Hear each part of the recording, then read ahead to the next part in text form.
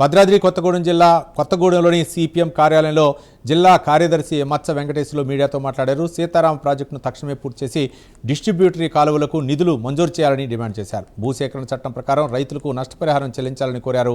ఈ నెల 18న ఉమ్మడి జిల్లా సిపిఎం నాయకులతో కలిసి సీతారామ ప్రాజెక్టు కాలువలను పరిశీలిస్తామని చెప్పారు. ప్రాజెక్టు కోసం ఐక్య ఉద్యమాలు చేపడతామని తెలిపారు. మిత్రులందరికీ నమస్కారం. ఈ నెల 18వ తేదీ ఎల్లుండి సిపిఎం ఉమ్మడి జిల్లా బృందం సీతారామ ప్రాజెక్టుని సందర్శిస్తూ ఉంది. బీజీ కొత్తూరు దగ్గర నిర్మించేటటువంటి తుమ్మల చెరువు లిఫ్ట్ ఇరిగేషన్ని పరిశీలన చేస్తాం.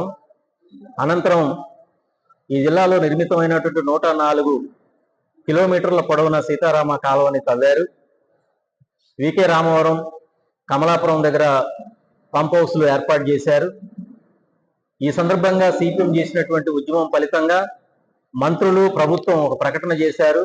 చెరువులకి అనుసంధానం చేసి ఈ జిల్లా ప్రజానీకానికి ముందుగా నీళ్లు ఇస్తామని, డిస్ట్రిబ్యూటరీ కెనాల్స్ ద్వారాగా మొత్తం ఈ జిల్లాకి నీళ్లు ఇచ్చేటటువంటి ప్రయత్నం చేస్తామని మాట చెప్పి ఆ మాట తప్పారు. ఇప్పటికీ చుక్క నీరు ఈ జిల్లాకి రావట్లేదు. ప్రభుత్వం మంత్రుల మాటలు నమ్మి వరి పొలాలు ముఖ్యంగా నారుమళ్లు బీళ్లుగా మారుతున్నాయి. రైతాంగం తీవ్ర మనోవేదనకు గురవుతున్నారు.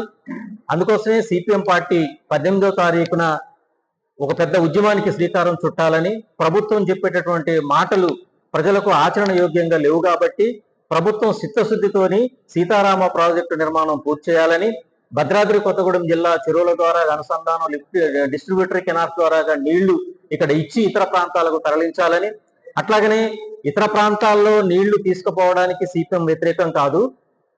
ప్రకృతి వనరులు ఉపయోగించుకోవడానికి సిపిఎం సిద్ధమే. అయినప్పటికీ ఇక్కడ ఈ జిల్లా ప్రజానీకానికి నష్టం చేసేటటువంటి పద్ధతిలో మంత్రుల యొక్క ప్రకటనలు ఉన్నాయి.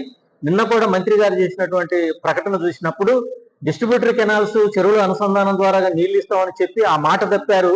మళ్ళీ ఇప్పుడు భూసేకరణ చేయాలని అధికారులను ఆదేశిస్తున్నట్టుగా వారే చెప్పారు. కాబట్టి ప్రభుత్వానికి చిత్తశుద్ధి లేదు. చిత్తశుద్ధితోని ఈ ప్రాజెక్టును పూర్తి చేయాలని ప్రభుత్వాన్ని డిమాండ్ చేస్తుంది.